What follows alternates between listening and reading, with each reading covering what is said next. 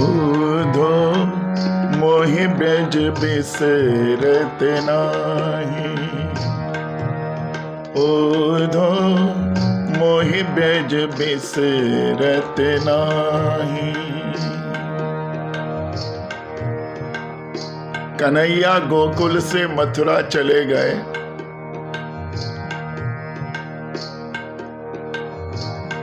मथुरा का वैभव अद्भुत है। बड़े बड़े शहर हैं,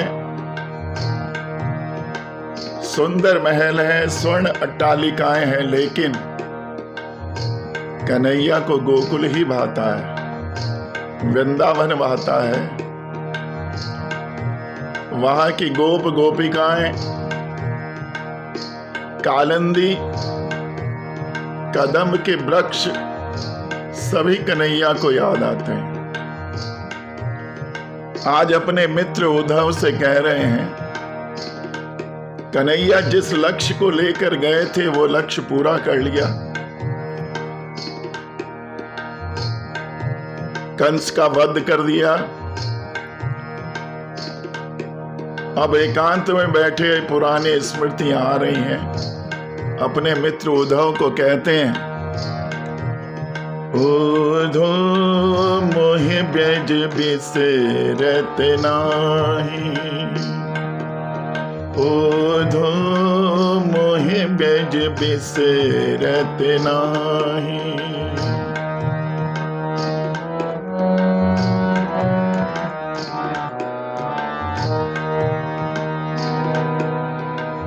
हंस सुता को सुंदर कलरव।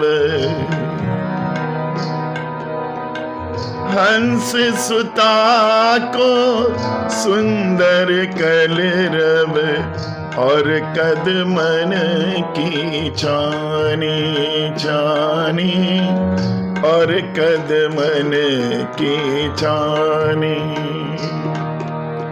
उद्धव मोहि ब्रज बिसरत नाही। हंस सुता यानी कालिंदी। कन्हैया कहते हैं, भैया वो कालिंदी में उछल कूद करना, उसकी कलकल कदम की छांव आज भी मुझे याद आती है।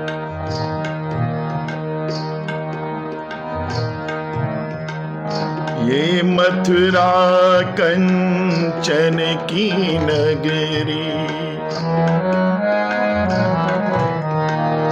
ये मथुरा कंचन की नगरी। मणिमुक्ता जहि माही।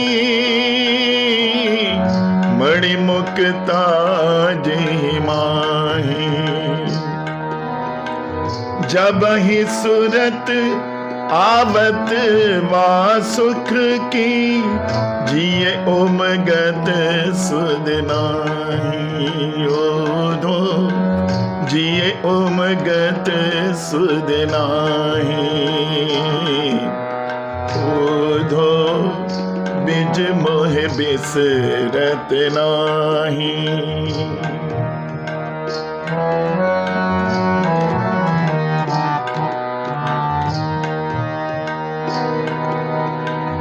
वृंदावन गोकुल तन आवत।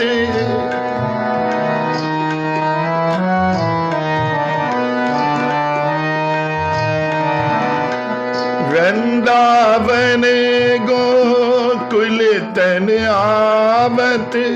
सगन तड़न की छाई।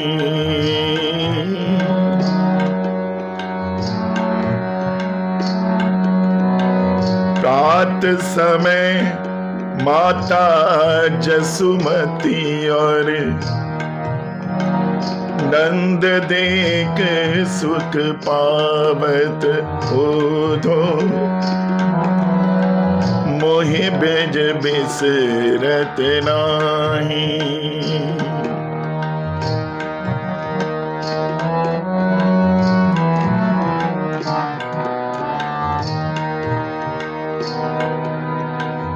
माखन रोटी दयो सजायो,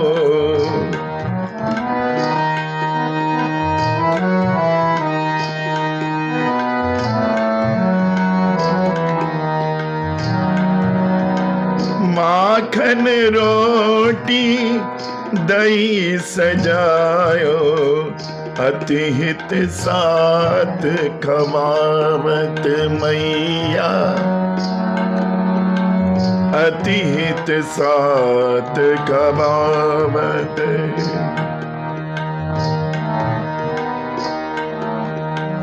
गोपी ग्वाल बाल संग खेलत,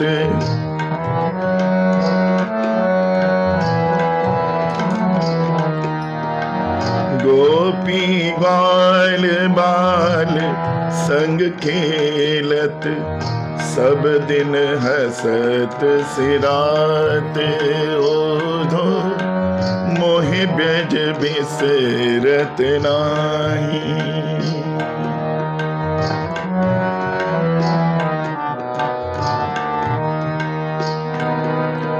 सूर्यदास धन धन ब्रजबासी,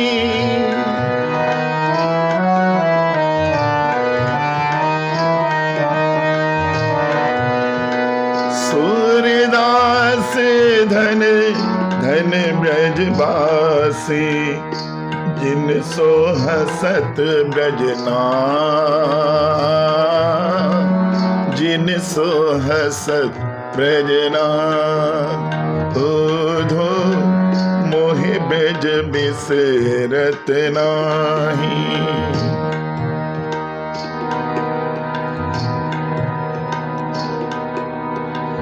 इधर कन्हैया गोकुल को याद करते हैं, गोपिकाओं को याद करते हैं, और उधर गोपिकाएं कहती हैं परसों आने के लिए कह गए थे, बरसों हो गए, अभी तक कन्हैया नहीं आए।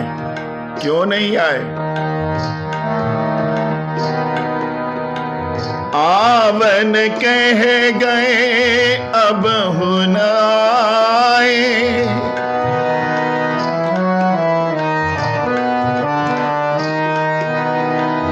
आवन कह गए अब न आए, क्यों नहीं आए शाम, क्यों नहीं आए।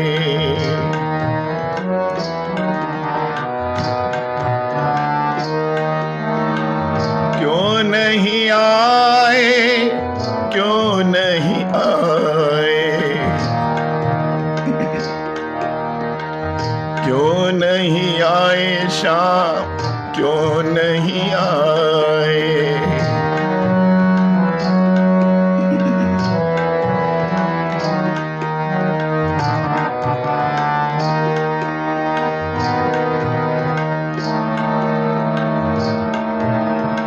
कन्हैया भी याद करते हैं, गोपिकाएं भी याद करती हैं, और हम लोग भी उनका सिमरन करते रहते हैं। श्री कृष्ण गोविंद हरे मुरारे, हे नाथ नारायण वासुदेवा। श्री कृष्ण गोविंद हरे मुरारे, हे नाथ नारायण वासुदेवा। हे नाथ नारायण वासुदेवा, हे नाथ नारायण वासुदेवा। श्री कृष्ण गोविंद हरे मुरारे, हे नाथ नारायण वासुदेवा। बोले वृंदावन बिहारी लाल की जय। सियावर रामचंद्र की जय। शंकर भगवान की जय। पवन सुत हनुमान की जय। सब भक्तन की जय, सब देवन की जय। जय जय श्री राधे, जय जय श्री राधे, जय जय श्री राधे। वृंदावन धाम बड़ा ही पावन पवित्र है। कन्हैया की क्रीड़ा स्थली है और ब्रजभूमि में मुख्यतः 3 रानियां हैं। सबसे पहले रज रानी है। जो भी भक्त जाते हैं माथे से उस रज रानी को लगाते हैं, रज रानी में लोटपोट होते हैं। उसके बाद यमुना महारानी है। यमुना में जो स्नान कर लेते हैं कहते हैं उसको यम के दंड से बचाव हो जाता है, क्योंकि यमुना जी यमराज की बहन है। और तीसरी रानी है राधिका रानी, बरसाने वाली। अब देखिए, कन्हैया घनश्याम है।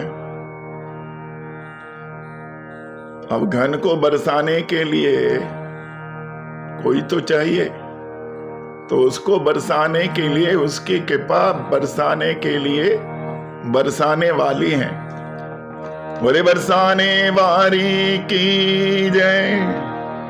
अद्भुत धाम है वृंदावन धाम। एक बार चले जाएं, बार बार जाने का मन रहता है। ऐसा लगता है कन्हैया ने कोई वहां चुंबक लगाया हुआ है, मैग्नेट लगाया है, बार बार आकर्षित होता है जो भी चला जाए। आइए मानस की कथा में प्रवेश करते हैं। हमारा प्रसंग चल रहा था, जयंत भगवान की परीक्षा लेने पहुंचा।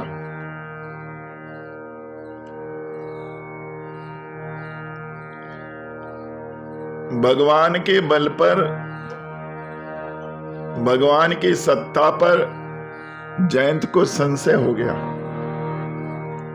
और जयंत कोई पहला नहीं है कि जिसको ऐसा हुआ हो। अनेकों लोग ऐसे हुए हैं जिन्हें भगवान की सत्ता पर संदेह हुआ, और बड़े बड़े वीआईपीओं को ज्यादा हुआ। जयंत भी कोई साधारण नहीं है। जयंत इंद्र का बेटा है, वीआईपी है। और कई तो वीवीआईपी ऐसे हैं जो भगवान की लीलाओं को देखकर संशय में पड़ गए। माता सती, स्वयं भगवान के वाहक गरुड़ जी, वास्तव में भगवान की माया बड़ी विचित्र है। भगवान जैसे ही देखते हैं कि व्यक्ति विशेष में कोई अहम का कण उभर रहा है, तो यदि उनका प्रिय है तो उनकी कोशिश होती है कि जितना जल्दी हो सके इस अहम के कण को उसके अंतर से निकाल दिया जाए। आज जयंत परीक्षा लेने गया। माता सती, माफ कीजिए, माता सीता के पैर में चोंच मारी, रुधिर बहने लगा। भगवान ने साधारण सा तिनका उसके पीछे छोड़ा और जयंत संपूर्ण ब्रह्मांड का चक्कर लगाकर थक गया। अंतो गत्वा संत मिल गए। जयंत तीनों लोकों में घूमकर आ गया, लेकिन किसी ने कोई पनाह नहीं दी। रास्ते में नारद जी मिल गए। नारद जी ने देखा जयंत बड़ा विकल है और नारद जी को दया आ गई। बिल्कुल यही स्थिति हम लोगों की है। हम लोग भी 84 के चक्कर में विकल हुए घूमते रहते हैं, कभी किस योनि में कभी किस योनि में, लेकिन कहीं कोई कल्याण नहीं होता। तो फिर कोई संत हमें मिलता है और प्रभु से मिलने की राह दिखा देता है। संत कहते भी हैं, मेरा तार प्रभु से जोड़े ऐसा कोई संत मिले, मेरा तार प्रभु से जोड़े ऐसा कोई संत मिले। संत मिलते हैं तो हमारा कल्याण होता है, कल्याण का रास्ता बताते हैं। और देखिए, संत का चयन भी बड़ा सोच समझकर करना चाहिए। यदि संत वास्तव में संत है तो पार लगा देगा, और संत यदि ढोंगी है तो नैया डुबो देगा। संत को पहचानने में गलती भी हमारे पतन का और उत्थान का कारण हो जाता है। राजा परीक्षित ने संत को पहचानने में गलती की, शाप मिल गया। शमीक ऋषि वास्तव में संत थे, राजा परीक्षित नहीं पहचान पाए, गले में मरा हुआ सांप डाल दिया और उनके बेटे ने शाप दे दिया। उधर प्रताप भानु राजा बड़ा चक्रवर्ती सम्राट है, दानवीर है, धर्मवीर है, सत्यनिष्ठ है। आसपास के सभी राजाओं को जीत लिया। एक राजा चिढ़ गया और चिढ़कर उसने छद्म वेश बनाया, साधु का वेश बनाया, और प्रताप भानु पहचानने में गलती कर गए और परिणाम ते सर्वनाश हो गया। कथाएं पृथक हैं, कभी विस्तार से चर्चा करेंगे। फिलहाल भाव है कि गुरु का चयन भी बड़ा सोच समझकर करना चाहिए। अब नारद जी तो परमहंस हैं, संत हैं, स्वयं ही उन्होंने जयंत को देख लिया। नारद देखा विकल जयंता, लागी दया कोमल चित चंता। अत्यंत व्याकुल भय आक्रांत जयंत को भागते भागते नारद जी ने देख लिया। नारद जी को देखकर रोने लगा, चरणों में गिर गया, गुरुदेव मेरा कल्याण कीजिए, मुझे बचाइए। संपूर्ण वृतांत सुनाया। नारद जी द्रवीभूत हो गए। बोले, बाबा कहते हैं भवानी, संतों का हृदय बड़ा कोमल होता है, कोमल चित्त संता, संत हृदय नवनीत समाना। नवनीत की क्या विशेषता होती है? जहां आग का थोड़ा ताप लगा पिघल जाता है, परंतु फिर भी नवनीत संतों की बुराई बराबरी नहीं कर सकता। नवनीत कोमल तो है, परंतु संत की कोमलता की बराबरी नहीं कर सकता। क्यों? क्योंकि नवनीत को तो स्वयं का संताप लगता है तब पिघलता है, परंतु संत तो दूसरों के संताप से पिघल जाते हैं, दूसरों के दुख से द्रवित हो जाते हैं। अपने पर आंच लाने पर तो सभी पिघल जाते हैं, लेकिन संत तो वो परमहंस है जो दूसरों के दुख से द्रवीभूत हो जाते हैं। इसलिए जब नारद जी ने जयंत की दुर्गति देखी तो पुलकित हो गए और कहा, मूर्ख, तो ऐसे क्यों भटक रहा है? जयंत बोला, प्रभु मैं कहां जाऊं, मुझे तो मेरे पिताजी ने भी भगा दिया। नारद जी बोले, जिसका अपराध करके आया है उसी की शरण में चला जा। गुरुदेव, किस मुंह से जाऊं, क्या कहूंगा, कैसे सामना करूंगा? अब देखो, युक्ति बताने का कार्य संतों का है, गुरुओं का है। युक्ति तो संत ही बताते हैं। संतों का आश्रय ले लें तो सभी समस्याओं का समाधान मिल जाता है। संत ने समाधान दे दिया, जाओ भगवान के चरणों में गिर जाना, पाहि माम त्राहि माम कहकर चरण पकड़ लेना और चरण मत छोड़ना। जब तुझसे पूछे तूने ऐसा क्यों किया तो कह देना, प्रभु मैं अज्ञानी आपके बल को देखना चाहता था। मैंने आपके स्वभाव की और आपके प्रभाव की बड़ी प्रशंसा सुनी है। प्रभाव तो देख लिया कि त्रैलोक में आपके विरोधी को कोई आश्रय नहीं दे सकता। ये आपका प्रभाव है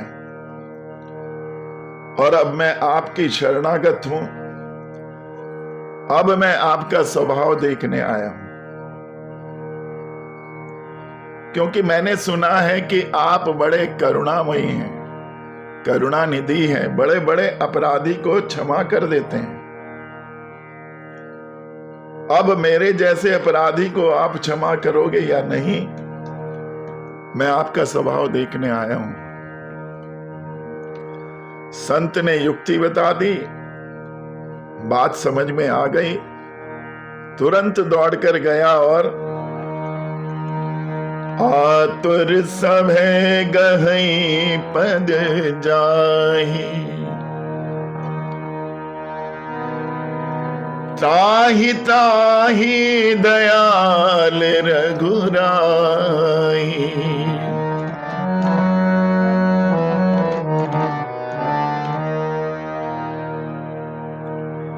हे रघुनंदन, त्राहि माम।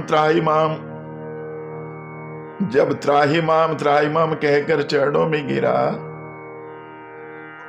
तो वाल्मीकि रामायण में वर्णन है कि इतना डरा हुआ था, जब हड़बड़ा कर गिरा तो पूंछ हो गई चरणों की तरफ और मुंह हो गया उल्टा। सिर चरणों में होना चाहिए था, उल्टा हो गया। चरणों में पूंछ और मुंह दूसरी तरफ। किशोरी जी को दया आ गई, सोचने लगी मूर्ख को प्रणाम करना भी ठीक से नहीं आता है। तुरंत उठाकर उसको सीधा किया, भगवान के चरणों में सिर किया और बताया, प्रणाम ऐसे करो। किशोरी जी बोली, प्रभु देखो कितना भय आक्रांत है, किस प्रकार से आपके चरणों में पड़ा है, अब तो इस बेचारे पर दया कर दीजिए। भगवान को मन ही मन हंसी आई कि कितना भयंकर अपराध किया इसने, अभी अभी चोंच मारकर भाग गया, रुधिर निकल गया। इस पर भी किशोरी जी के मन में इसके प्रति कोई कुप्रभाव नहीं है। इसीलिए कहते हैं, जनक सुता जग जननी जानकी। ये जगत जननी अपने पुत्रों से अपने पुत्रों से तो सभी प्यार करते हैं, परंतु किशोरी जी तो अनंत जीवों पर वात्सल्य रखती हैं, चाहे वो कितना भी बड़ा अपराधी क्यों ना हो। और मां का स्वरूप यही होता है कि बड़े बड़े अपराध को क्षमा कर देती हैं। राम जी की शरण और किशोर जी की शरण में यही अंतर है। राम जी भी शरणागत वत्सल हैं, पर उनकी शरण में आने में एक शर्त है। क्या? तुम्हें मुझसे अपनी रक्षा अपेक्षा रखनी पड़ेगी। तुम मुझे अपना रक्षक मानोगे तब मैं तुम्हारी रक्षा करूंगा। ये शर्त है राम जी की। शरणागति सशर्त है, कंडीशनल है। लेकिन किशोरी जी की शरण में कोई शर्त नहीं है। तुम मानो ना मानो, किंतु किशोरी जी के सन्मुख हो तो कृपा करके ही रहेंगी। वो सहज कृपामयी प्रकृति हैं। रामानुज संप्रदाय के एक संत कहते हैं, माता मैथिली, तुमने कृपा के बल पर अपनी करुणा दिखाकर राम जी की सभा को भी फीका कर दिया। क्यों? बोले राम जी की शरण में विभीषण आए, त्राहि माम कहा, तब राम जी ने उस पर कृपा करी। लेकिन आपकी कृपा तो धन्य है। उस कौवे ने आपका अपराध किया और अपराध होने पर भी उसने आपकी शरण ली, आपके चरणों में हाथ भी नहीं लगाया, आपसे त्राहि माम भी नहीं बोला, कोई क्षमादान भी नहीं मांगा। फिर भी आप अहेतु की कृपा करके राम जी से क्षमादान की सिफारिश करती हैं। आपकी करुणा कृपा के पीछे तो राम जी की कृपा भी फीकी लगती है। बोले जय श्री राम, जय श्री राम। इसीलिए सीता जी का नाम पहले लिया जाता है, मां का नाम पहले और पिताजी का बाद में, सीताराम। वाल्मीकि रामायण का बड़ा सुंदर प्रसंग आता है कि जिस समय रावण का वध हो गया, राम जी ने हनुमान जी को भेजा कि किशोरी जी को अशोक वाटिका से लेकर आओ, सूचना दो उनको। हनुमान जी को इसलिए भेजा कि हनुमान जी सीता माता से पहले से परिचित हैं। अन्य किसी से, सेना के किसी भी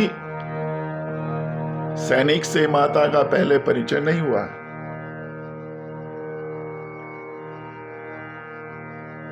हनुमान जी गए, मां शुभ संदेश लेकर आए हूं। रावण निशाचरों के समस्त परिकर के साथ समाप्त हो गया। प्रभु ने आपको लेने के लिए भेजा है। माता गदगद हो गई, वात्सल्य से भर गई। बेटा हनुमान, आज जो चाहे मेरे से मांग ले। हनुमान जी ने कहा, मां, आपने बहुत सारे वरदान प्रथम परिचय में ही हमको दे दिए थे, अब तो मेरी एक इच्छा शेष है। बोली, वो क्या इच्छा है? मैया, जब मैं पहली बार आपसे मिलने आया था तो मैं देख रहा था ये राक्षसियां जो आपके चारों ओर हैं, आपको बहुत डरा रही थी। कोई मुंह फाड़ रही थी, कोई दांत कटकटा रही थी, कोई आंखें दिखा रही थी और कोई अस्त्र शस्त्र लेकर आपको भयाक्रांत करना चाहती थी। मुझे इन पर बड़ा क्रोध आ रहा था उस समय, लेकिन मैं विवश था।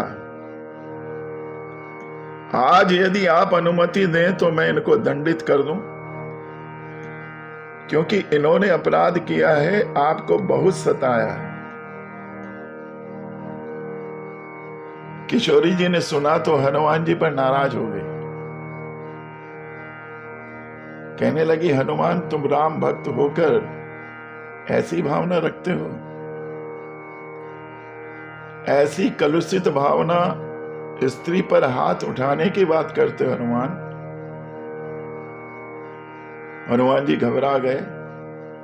मां, ये अपराधनी है और अपराधी को दंड देना भगवान का भी विधान है।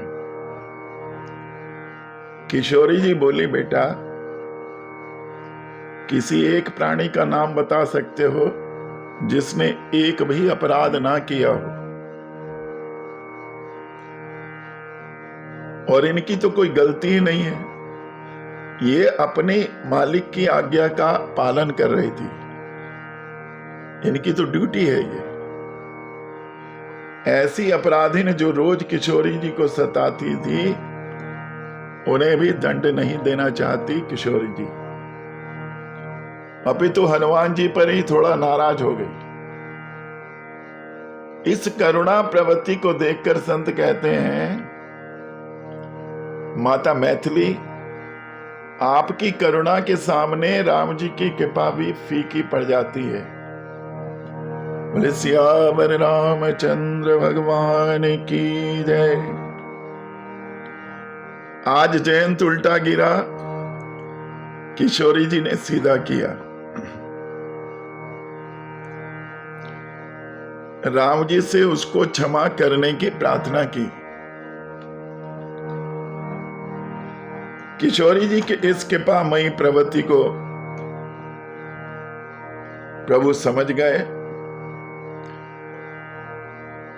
और उनकी समझ में आ गया कि जब तक ये मेरे पास रहेंगी किसी भी को मारने नहीं देंगे, भले ही वो निशाचर है। इसलिए भगवान ने सब लीला बनाई कि इनकी अनुपस्थिति में ही मैं दुष्टों का संहार कर पाऊंगा। धर्म सम्राट श्री करपात्री जी महाराज बड़ा सुंदर उदाहरण देते हैं। कहते हैं, ये बताओ जयंत ज्यादा बड़ा अपराधी था या बाली? अब बड़ा अपराधी तो जयंत है, क्योंकि आप चरित्र सुनेंगे, बाली ने भगवान का कोई अपराध कभी नहीं किया।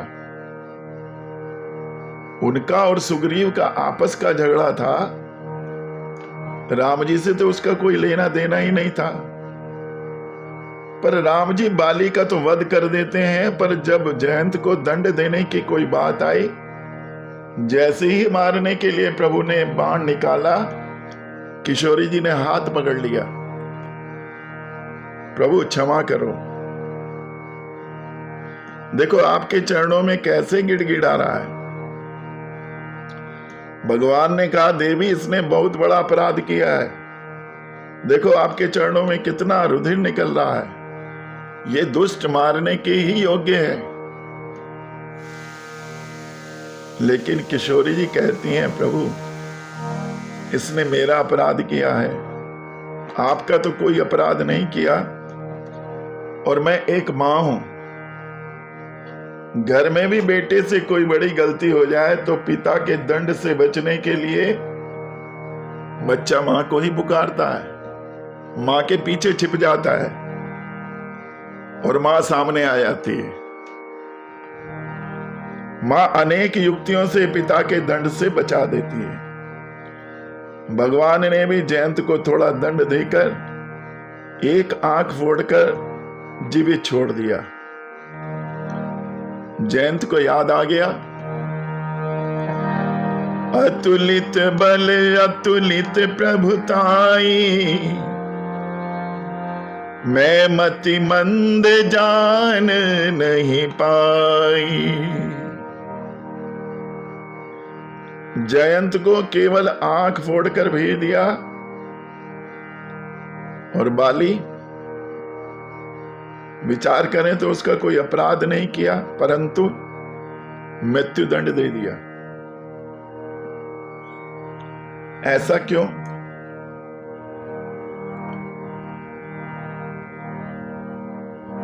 संत कहते हैं कि भाई जब जयंत को मार रहे हैं, किशोरी जी ने हाथ पकड़ लिया,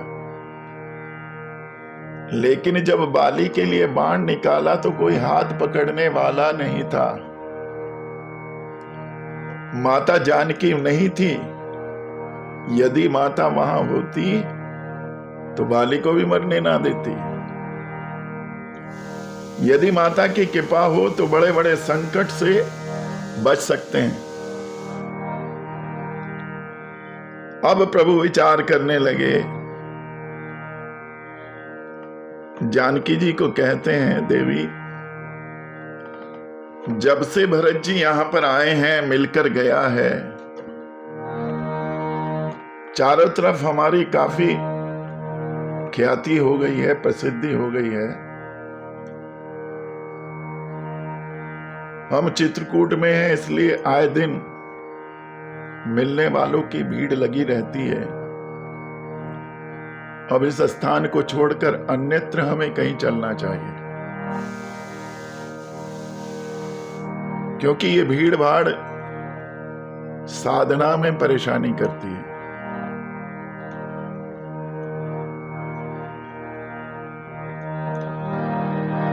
बहुरी राम अस मन अनुमाना, होई भीड़ सब मोही जाना। सकल मुनिन सन विदा कराई, सीता सहित चले दो भाई। चित्रकूट के सभी संतों से विदाई लेकर भगवान हाथ जोड़कर आगे की ओर बढ़ गए। अत्रि आश्रम जब प्रभु गया, सुनत महामुनि हर्षित भयो। पुलकित गात अत्रि उठ धाये, पुलकित गात अत्रि उठ धाये। देख राम आतुर चली आए, करत दंडवत मुनि उरलाए।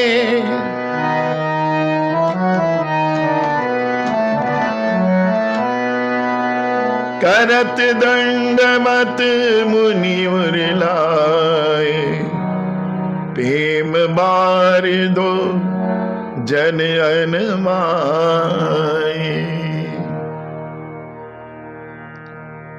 सबसे पहले अत्रि मुनि के आश्रम में पधारे। अत्रि मुनि को जैसे ही पता लगा प्रभु राम पधारे हैं, सुनते ही दौड़कर उठी धाए। मुनिराज ने दर्शन करके दंडवत किया। भगवान राम स्वयं भी दंडवत प्रणाम करते हैं। मुनि ने उठाकर हृदय से लगा लिया और प्रेमाश्रुओं के जल से दोनों भाइयों को नहला दिया। नैनवारी से स्नान करा दिया। प्रभु को आश्रम में लाकर आसन दिया, विधिवत पूजन किया। पुलकित हृदय से अत्रि मुनि स्तुति करने लगे।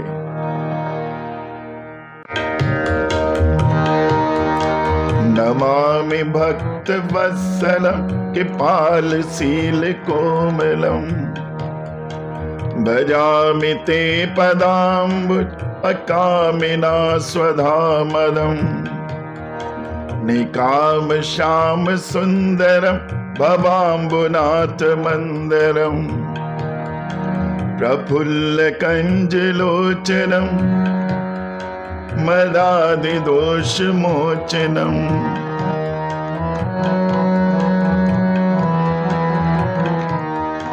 प्रलंब बाहु विक्रमम प्रभोः प्रमेय वैभवम् निषंग चाप चायकम धरम त्रैलोक नायकम। दिनेश वंश मंडनम महेश चाप खंडनम। मुनीन्द्र संत रंजनम सुरारि बंद भंजनम। मनोज वैरि वंदितम अजादि देव सेवितम। विशुद्ध बोध विग्रहम समस्त दोष नापहम। नमामि इंदिरापति सुखाकरम सतां गतिम। भजे शक्ति सानुजम सचीपति प्रियानुजम। त्वदंग्र मूल ये नरा भजन्ति हीन मत्सरा। पतन्ति नो भवानवे वितर्क वीच संकुले। विवक्त वासनी सदा भजन्ति मुक्ते ये मुदा। निरस्य इंद्रियादिकं पयाति ते गतिं स्वकं। तमेक मंदभूतं प्रभु निरीहमीश्वरं विभम। जगद्गुरु च शाश्वतं तुरीहमेक केवलम्।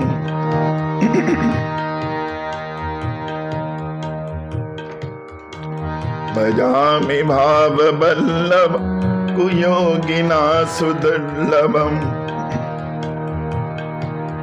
स्वभक्त कल्प पादपम समं सुसेव्यमम्बहम्। अनूप रूप भूपति न तो हम मूर्ताजापति। प्रसीद में नमामि ते पदाब्ज भक्त देहि में। पठन्ति ये अस्तम इदं नराधरेण ते पदम्। भजन्ति नात्र संशयं त्वदीप भक्ति संयुता। बोले भक्त वत्सल भगवान की जय। भगवान की बड़ी प्यारी स्तुति करी। पहले सौंदर्य का वर्णन, फिर कर्मों का वर्णन। आपने ही शिव धनुष का खंडन किया, बहुत प्रकार से वंदना की। उधर अत्रि मुनि की पत्नी माता अनुसुईया जी जानकी जी को पतिव्रत का धर्म का उपदेश देती हैं। अनुसुईया जी स्वयं बहुत बड़ी पतिव्रता हैं। ये वही माता अनुसुईया है जिन्होंने ब्रह्मा विष्णु महेश को एक बार अपने संकल्प से शिशु रूप में परिवर्तित कर दिया था। पतिव्रता में बड़ी शक्ति होती है। महाभारत में भी एक प्रसंग आता है कि एक महात्मा के ऊपर चिड़िया ने बीट कर दी और महात्मा ने जैसे ही चिड़िया को क्रोध भरी दृष्टि से देखा, चिड़िया भस्म हो गई। अब वही महात्मा भिक्षा लेने नगर में गए। भिक्षाम देही आवाज लगाई। वो पतिव्रता का घर था, पति सेवा में व्यस्त थी। थोड़ा विलंब हो गया। जब फ्री होकर आई तो भिक्षा लेकर बाबा को देने लगी। बाबा बिगड़ गए। देवी मैं कब से भिक्षा मांग रहा, कितने विलंब से तुम आई हो, मुझे ऐसा वैसा बाबा समझा क्या? अब बाबा को तपस्या की गर्मी बहुत थी। बताया हमने नेत्र खोलकर देखा, चिड़िया भस्म कर दी। पतिव्रता बोली, बाबा आंखें मत दिखाओ, पति सेवा में थोड़ा विलंब हो गया, मैं वो चिड़िया नहीं जो भस्म हो जाऊं। अब चिड़िया वाली बात तो बाबा को ही पता थी, मन ही मन में सोच रहे थे कि हमने चिड़िया भस्म कर दी, देवी को नहीं मालूम है। लेकिन देवी कह रही है, बाबा हमें वो चिड़िया मत समझो कि आपके देखने से हम भस्म हो जाएंगे। महात्मा ने पूछा, देवी तुम्हें ये बात किसने बताई? देवी बोली, जो शक्ति आप तपस्या साधना करके प्राप्त करते हैं, हम लोग पति की सेवा से वो शक्ति तेज स्वतः प्राप्त हो जाता है। ऐसी पतिव्रत धर्म की महत्ता है। अत्रि मुनि राम जी से बोले, अब मैं जान श्री चतुराई, भजी तुम्हीं सब देव बिहाई। लक्ष्मी जी की चतुराई समझ आ गई। आप कितने सुंदर, कितने सरल, कितने सहज हो, यही देखकर लक्ष्मी जी ने आपका वर्ण किया होगा।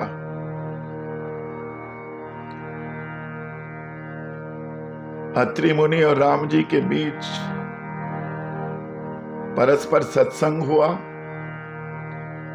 भगवान ने अत्रि मुनि से विदा मांगी और आगे बढ़ गए। आगे चलकर सर्वंग मुनि मिले। वे बड़े तेजस्वी संत थे। भगवान के आने का मुख्य उद्देश्य ही परित्राणाय साधुनाम,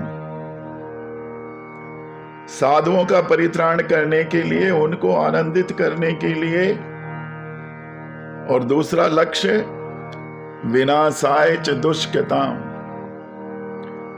दुष्टों का विनाश करने के लिए। भगवान दोनों कार्य करते हुए आगे बढ़ रहे हैं।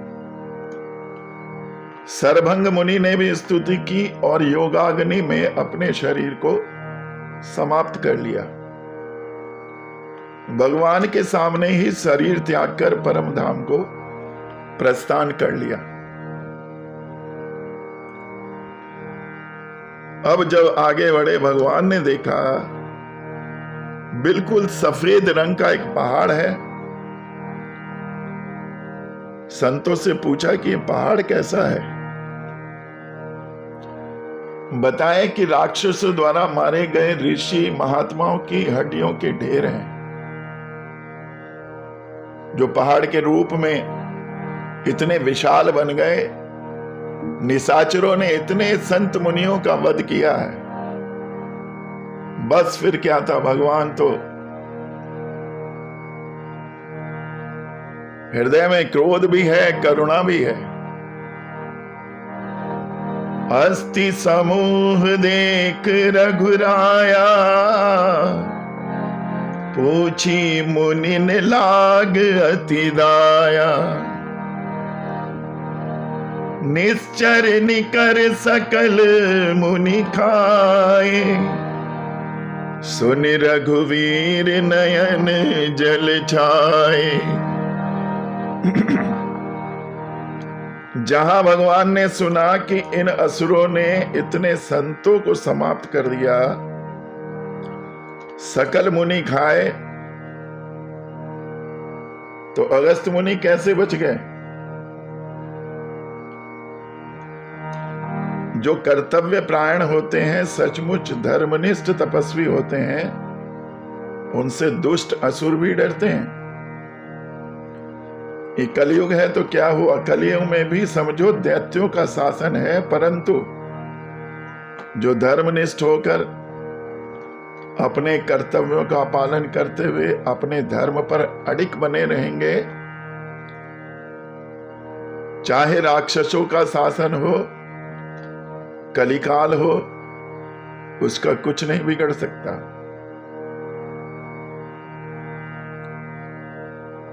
हाँ, जो केवल आवरण धारण किए हुए हैं और संतत्व का जो दर्शन नहीं प्रदर्शन में प्रीत रखते हैं, ऐसे जो दिखावटी लोग हैं उनको राक्षस छोड़ने वाले नहीं। ये स्थिति बनती बिगड़ती रहती है। ना हमेशा संतों का साम्राज्य रहा, ना हमेशा असुरों का साम्राज्य रहा। हमेशा देव शक्ति असुर शक्ति साथ साथ चलती हैं। बस अनुपात का अंतर रहता है। कभी देव शक्ति का अनुपात बढ़ जाता है, कभी आसुरी शक्ति का अनुपात बढ़ जाता है। पूर्णतः समाप्त कोई नहीं होता। रावण के राज्य में भी अगस्त जी और अत्रि जी जैसे संत बचे हुए थे, और आज कलिवाल में भी दिव्य संत हैं, इसमें संदेह नहीं। अब भगवान क्या करते हैं? भगवान यही करते हैं, अनुपात को कम ज्यादा करते रहते हैं। जैसे ही भगवान ने यह कारुणिक दृश्य देखा कि इतने संतों को खा डाला, भगवान ने तुरंत प्रतिज्ञा कर ली, निश्चरहीन करहु मही भुज उठाए पन की, सकल मुनिन के आश्रम ही जाई जाई सुख दी। पहले विधान था कि भुजा उठाकर प्रतिज्ञा ली जाती थी। जैसे जनक जी के सेवकों ने जनक जी की प्रतिज्ञा सुनाई, वहां भी भुज उठाए घोषणा की। दूसरी प्रतिज्ञा भगवान ने सुग्रीव के सामने की, सुन सुग्रीव मारे हम बाल ही एक ही बाण, ब्रह्म रुद्र शरणागत गए न उबरहि प्राण। आज प्रतिज्ञा की और आगे बढ़े। बाबा अगस्त मुनि के संत शिष्य सुतीक्षण मुनि जी का दर्शन किया। सुतीक्षण जी अद्भुत महात्मा हैं, राम जी के प्रेम में पगे हुए हैं, अगस्त मुनि के पक्के चेला हैं। बड़ी सेवा की अगस्त मुनि की, और अगस्त मुनि ने भी इनको सारी विद्याओं का दान दिया। अब प्राचीन भारत की परंपरा थी कि शिष्य से फीस नहीं ली जाती थी, कोई ट्यूशन फीस नहीं होती थी। आजकल तो बड़ी भयंकर फीस है। बच्चों को पढ़ाना ही अपने आप में एक बहुत बड़ा टास्क है। तब ये परंपरा नहीं थी, गुरुकुल आओ विद्या पाओ, और जब विद्या में पारंगत हो जाओ, जाते समय अपने सामर्थ्य के अनुसार गुरुदेव के चरणों में कुछ भेंट रख दो। कोई निश्चित शुल्क नहीं था, जैसा चेला वैसी दक्षिणा। सुतीक्षण जी ने कहा, गुरुदेव आपने मुझे बहुत सारी विद्याएं प्रदान की हैं, अब आज्ञा दीजिए क्या गुरु दक्षिणा आपको मैं दूं। अगस्त मुनि मुस्कुराकर बोले, बेटा मैं भी ब्राह्मण हूं और तू भी अकिंचन ब्राह्मण है, तेरे पास देने को है ही क्या? तुम्हारा इतना कहना ही पर्याप्त है, और मुझे तुमसे कुछ नहीं चाहिए। मेरा आशीर्वाद है, तुम भी विद्या को दूसरों को दान दो और जाओ समाज सेवा में लग जाओ। परंतु ये आग्रह करने लगे, महाराज कुछ ना कुछ आज्ञा तो दो। बाबा बार बार मना कर रहे हैं, ये बार बार मांगने को कह रहे हैं, तो अगस्त मुनि को क्रोध आ गया। अब अगस्त जी भी महाक्रोधी हैं।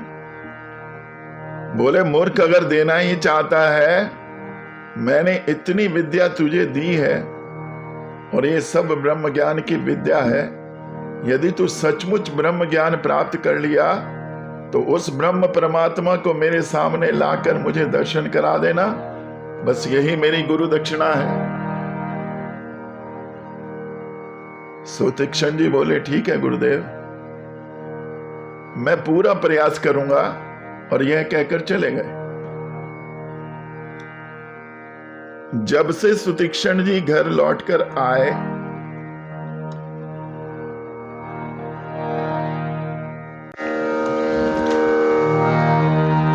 जब से सुतीक्ष्ण जी गुरु घर से आए थे, कभी लौट कर नहीं गए कि जब जाऊंगा गुरुदेव के पास ठाकुर जी को लेकर ही जाऊंगा। एहि विधि दीन बंधु रघुराया, मोसे सट पर करी हई दाया। सहित अनुज मोहि राम गोसाई, मिलहि निज सेवक की नाही। मोरे जिए भरोस दृढ़ नाही, भगति बिरत ना ज्ञान मन माही।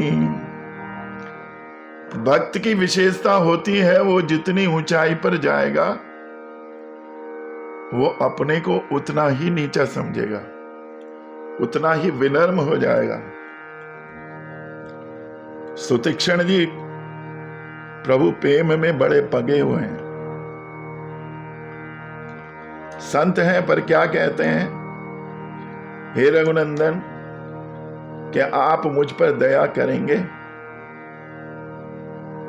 मैं तो महापापी हूं, मुझे आता जाता कुछ नहीं है, मुझ में ना भक्ति है, ना वैराग्य है, ना ज्ञान है, कुछ भी नहीं है।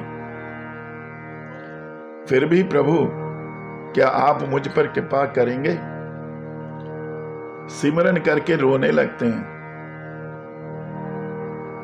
लीलाओं को याद करके सोचने लगते हैं कि बड़े बड़े पतितों पर भी भगवान ने कृपा की है। ऐसा मैंने उनके दिव्य चरित्रों में सुना है। बड़े बड़े अजामिल जैसों को तार दिया, तो क्या मेरे जैसे को पार नहीं करेंगे? अब जैसे ही ये विचार सुतीक्ष्ण जी के मन में आता है, नाचने लग जाते हैं।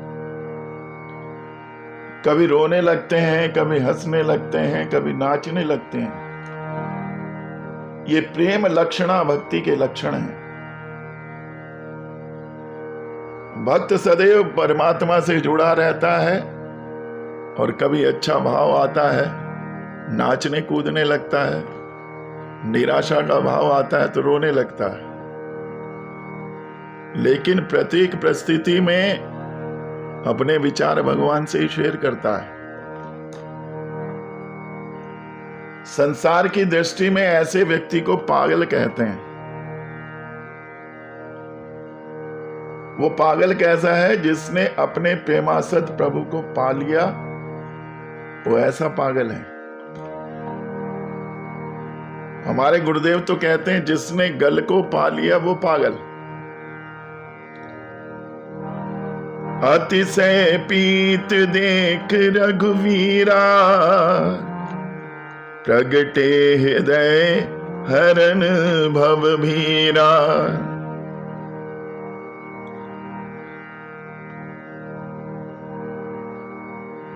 मुनि प्रेम लक्षणा अविच्छिन्न भक्ति में मग्न है, और भगवान राम वृक्ष की ओट से छिपकर उनका कौतुक देख रहे हैं। कभी हंस रहे हैं, कभी नाच रहे हैं, कभी रो रहे हैं। संसार की व्यथा के हरने वाले रघुनाथ जी अत्यंत पीत देखकर मुनि के हृदय में प्रकट हो गए। बोले भक्त वत्सल भगवान की जय। अब जैसे ही भगवान हृदय में प्रकट हुए, भगवान के दर्शन पाकर आनंद समाधि लग गई। ऐसी समाधि लगी कि भगवान मूर्त रूप में सामने भी खड़े हैं, पर सुतीक्ष्ण जी अपने हृदय आनंद में ही इतने मग्न हैं कि उन्हें भान नहीं, प्रभु सामने ही खड़े हैं। भगवान आवाज लगा रहे, बाबा महाराज जी, पर सुतीक्ष्ण जी अपनी मस्ती में मस्त हैं, सुन नहीं रहे। मुनि ही राम बहु भांति जगावा, जागन ध्यान जनित सुख पावा। ध्यान में इतने मगन हैं कि राम जी के बार बार हिलाने पर भी नहीं जग रहे, ध्यान में मस्त हैं। अब ठाकुर जी ने एक लीला की। क्या लीला की? जो रूप उन्हें दिखा रहे थे हृदय में, अब चतुर्भुज रूप कर लिया।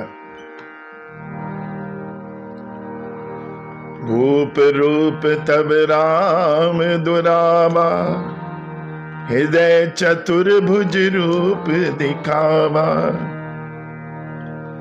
अब जैसे ही रूप परिवर्तित किया, अब तो बाबा अकुलाकर उठे और देखा जो स्वरूप अंदर दिख रहा था, उसी स्वरूप में भगवान प्रत्यक्ष सामने खड़े हैं। बोले भक्त वत्सल भगवान की जय, सियावर रामचंद्र की जय, पवन सुत हनुमान की जय, शंकर भगवान की जय, वृंदावन बिहारी लाल की जय। जय जय श्री राधे, जय जय श्री राधे, जय जय श्री राधे।